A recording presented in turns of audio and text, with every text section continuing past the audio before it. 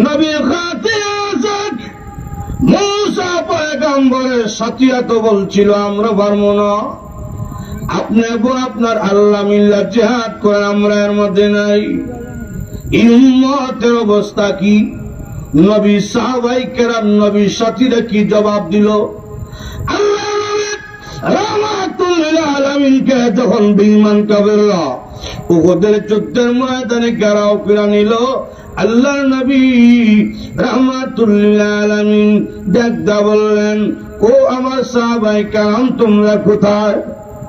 কাফেররা তোমার ঘেরাও করে নিয়েছে। তখন একজন দুইজন না 5 জন সাহাবী দাঁড়িয়ে গেলেন চতুর্দিকে। সামনে যিনি দাঁড়িয়ে, উনার নাম ছিল আবু দুজানা রাদিয়াল্লাহু আনহু।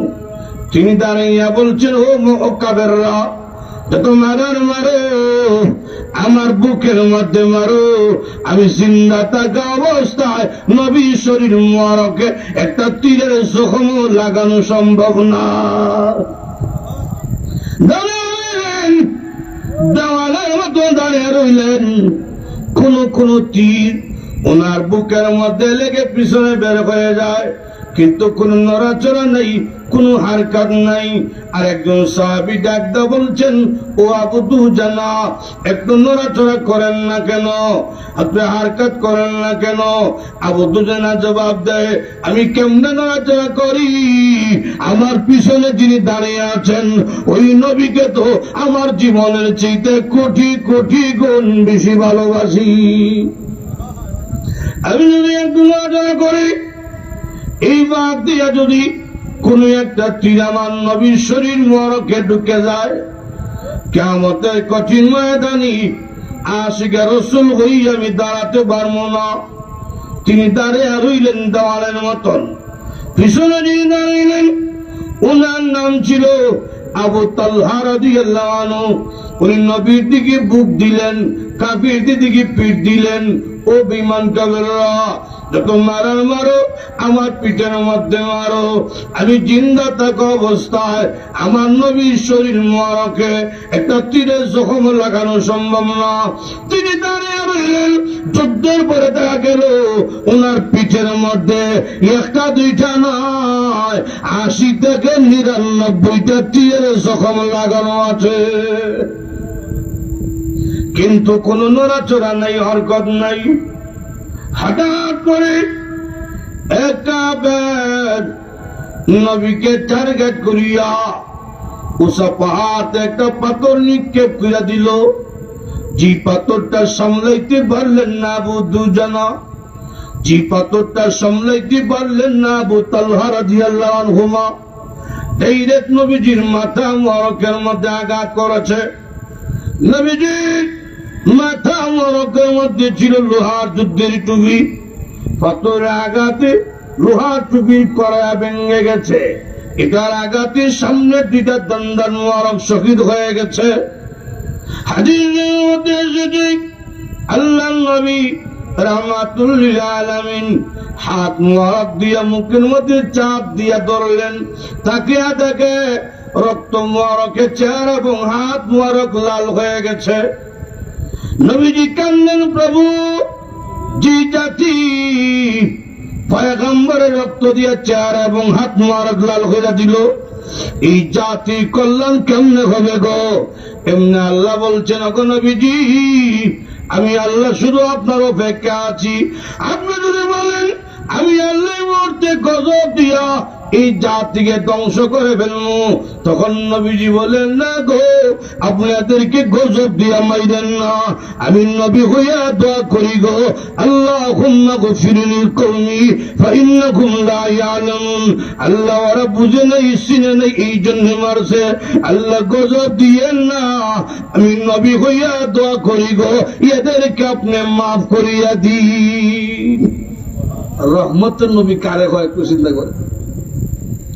আল্লাহ নবী রাহমাতুল লিল আলামিন রক্তাক্ত হইয়া পইরা গেলেন উহুদের পাহাড়ের মধ্যে।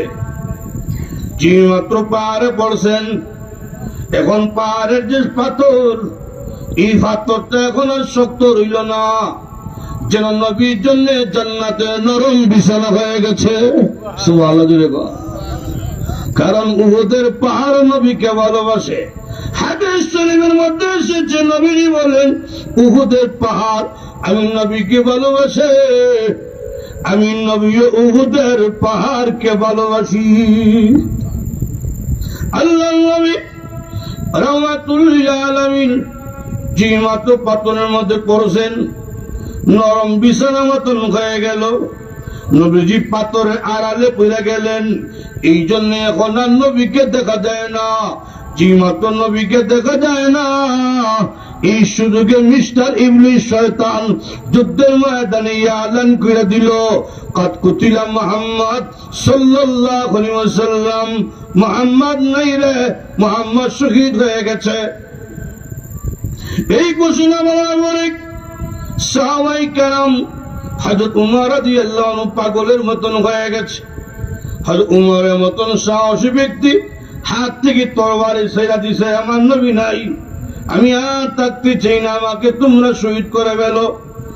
ওদের যুদ্ধের ময়দান থেকে মসজিদে নববী বেশি দূরে না, ৬-৭ কিলোমিটারের মতন দূর হবে। সেদিক সংবাদ পৌঁছে গেছে আমার নবী নাই। এই জন্য মহিলারাও যুদ্ধের ময়দানে দৌড়ায়, ফাতেমা রাদিয়াল্লাহু আনহা তিনিও দৌড়ায়, কারণ তখনও পর্দার বিধান নাজিল হয় নাই। ফাতেমা রাদিয়াল্লাহু আনহা দৌড়ায়, হাসান হুসাইন আয়, তোমাদের নানা জান নাকি যুদ্ধের ময়দানে শহীদ হয়ে গেছে, চল যুদ্ধের ময়দানে। তোমাদের নানা যদি শহীদ হয়ে যায়, তোমরা কার চেহারা দিকে তাকাইবা? একদিনের ঘটনা, দুই ভাই নবীজি দরবারে গেলেন, আবার মার কাছে গিয়ে কয়, মা গো, ও মা, নানাজির চেহারার মধ্যে কিসের জন্য বরকত গো মা? আমরা দুই ভাই তাকাইলে পেটের খিদা দূর হয়ে যায়। চল, তিনি দৌড়ায় হাসান হুসেনকে সাথে নিয়ে, আর একজন আনসারী মহিলা যুদ্ধের ময়দানে পাগলের মতন দৌড়ায়। এক সাহাবী ডাক, দেখো মহিলা কই যাও? যুদ্ধের ময়দানে আমি যাই, গিয়ে এলাম নাই, তোমার বাবা যে এসেছিলেন তিনি শহীদ হয়ে গেছে। মহিলা থামে না, পাগলের মতন মহিলা দৌড়ায়। আর একজন ডাক, দেখো ও মহিলা কই যাও? যুদ্ধের ময়দানে আমি যাই, গিয়ে এলাম নাই, তোমার স্বামী যে এসেছিলেন তিনি তো শহীদ হয়ে গেছে। মহিলা থামে না, পাগলের মতন মহিলা দৌড়ায়। আর একজন ডাক, দেখো ও মহিলা কই যান? যুদ্ধের ময়দানে আমি যাই, গিয়ে এলাম নাই, তোমার কলিজা তোরা সন্তান যে এসেছিলেন তিনি তো শহীদ হয়ে গেছে। এবার মহিলা ডাকদা বলছেন, ও নবী সাহাবীরা, আমার বাবা শহীদ হয়েছে, সংবাদ দেওয়া হয়েছে, আমার স্বামী শহীদ হয়েছে, সংবাদ দেওয়া হয়েছে, কলিজার তোমরা সন্তান শহীদ হয়েছে, সংবাদ দেওয়া হয়েছে। কে শহীদ হইল না হইল আমি সেটা জানতে চাই না, আগে আমার সংবাদ দাও। উহুদের যুদ্ধের ময়দানে আমার দিনের নবী এখনো জিন্দা আসেনি, এটা আগে সংবাদ দাও। ওইদিকে আয়াত নাযিল হয়েছে পাথরে আড়ালে, ওমা মুহাম্মাদুন ইল্লা রাসূল, এই আয়াত নাযিল হয়েছে। আল্লাহর নবী রাহমাতুল আলামিন পাথরে আড়াল থেকে বেরোইয়া সাহাবায়ে কেরামকে ডাক দিয়ে জমা করছেন, এই সাহাবীরা, আমি দুনিয়া থেকে বিদায় হই নাই, এখনো তোমাদের মধ্যে জিন্দা আছি। সুবহানাল্লাহ জুড়ে আয়াত নাযিল হয়েছে, এদিকে আসো। এই সাহাবীরা আয়াত নাযিল হয়েছে, তবে আয়াত পড়ব পরে, আগে শোনো। আমার আবু তালহা, তার শরীরে ৯৯টা তীর ঢুকছে, কিন্তু আমাকে রেখে যায় নাই। এ সাহাবীরা, আও জবাত তালহা, আও জবাত তালহা, আমার তালহার জন্য আল্লাহর তৈরি জান্নাত ওয়াজিব হয়ে গেছে। এই সব মহিলা যুদ্ধের ময়দানে গেছে, যা কইতেছে, হুজুর আসার সময় শুনছি আমার বাবা শহীদ, আমার স্বামী শহীদ, আমার সন্তান শহীদ। ওগো আল্লাহর নবী, আপনার চেহারা মোবারক দেখা মাত্র বাবা হারানোর ব্যথা, স্বামী হারানোর ব্যথা, কলেজার টুকরা সন্তান হারানোর ব্যথা মুহূর্তের মধ্যে দূর হয়ে গেছে। এই যে একটা বৈশিষ্ট্য, এটা আর কোন নবী উম্মতের মধ্যে নাই। একমাত্র উম্মত মুহাম্মদী। তার নবীকে মা বাবার চাইতে, বিয়ে বাচ্চার চাইতে, এমনকি নিজের জীবনের চাইতে কোটি কোটি গুণ বেশি ভালোবাসে তার নবীকে। সুবহানাল্লাহ জোরে কর। এই জন্য আল্লাহ বলছেন, ও নবী, আপনাকে আমি আল্লাহ শ্রেষ্ঠ উম্মত দান করছি, অসংখ্য অগণিত উম্মত। আপনার সন্তান তিনটা যদি কি হয়েছে, আপনি অসংখ্য অগণিত উম্মতের নবী। সুবহানাল্লাহ জোরে কর। তারা আপনার জন্য জীবন কুরবান করবে।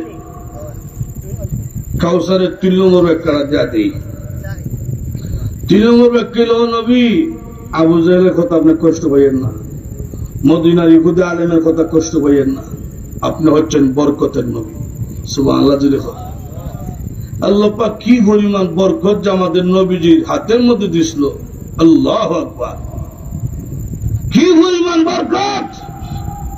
একদিন আবু হুরায়রা রাদিয়াল্লাহু আনহু রাস্তার মধ্যে শুয়ে রয়েছে, পেটু খিদা, 5 দিন 7 দিন হয়ে গেছে, খাবার নাই, হাঁটতে পারতেছে না, দাঁড়াইতে পারতেছে, রাস্তা শুয়ে রয়েছে। দেখবে রমজান মাস হইলে, লম্বা দিন হইলে, আসরের পরে জোহরের পরে মসজিদ থেকে মুসল্লি বাইরে তো চায় না, খালি শুয়ে থাকে। কেন? ইঞ্জিন চলে না, খালি উঠতে থাকে। পেটু খিদা তো। আবু হুরায়রাও রাস্তার মধ্যে শুয়ে রয়েছে, পেটু খিদা। নবীর সঙ্গে দেখা হয়েছে, কিরে আবু হুরায়রা, কি হয়েছে? হুজুর পেটে খিদা, 1 সপ্তাহ হয়েছে খাবার নাই। তখন নবীজি বলেন, আমিও ক্ষুধার্ত, গিয়েছিলাম ঘরে, জানতে পারলাম আজকে পানি ছাড়া আমার কোনো খাবার তৈরি হয়নি। তবে তোমাকে একা রেখে আমি যেতে পারি না, চলো আমার সঙ্গে। আবার হুজরায় যাই, আল্লাহ কোনো একটা ব্যবস্থা করতে পারে। সুবহানাল্লাহ জোরে কর।